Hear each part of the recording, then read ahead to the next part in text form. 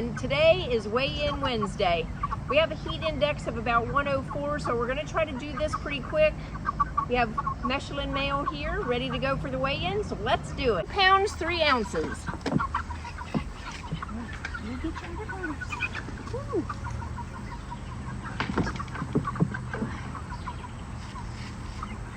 You're a good baby. 1 pound, 14 ounces. How'd you get so tiny? You better eat some more. Come on. You're okay. 2 pounds, 7 ounces. Ooh. Come on.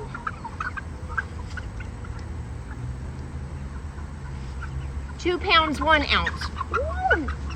Don't fly away. Last one. Oh, come on, you're fine.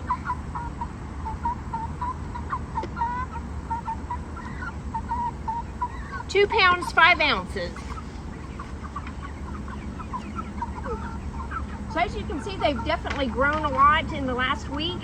We're gonna do some weight conversions and I'll be back. I do not do a whole lot of food cost analysis, if you can't tell from my other videos. So that will not be mentioned in this. I do want to say that this week we took out the girls, so there are only 10 boys now. The girls we're going to use for breeding, so our feed should go down a little bit over the next week. Then again, they're getting bigger. Okay, we're back. Last week, the average weight of our birds was 1 pound, 11 ounces. This week, it was 2 pounds, 3 ounces, with an average weight gain of about half a pound per bird. So the purpose of this video series actually is to compare the weight gain and food consumption of the Mechelens as compared to our other dual purpose breeds on this farm before, or by the processing date of about 16 weeks. So the food consumption, I know that's going to be a little bit skewed because we did take out 4 females, but all the weights that we've been doing have been concentrated on the males only.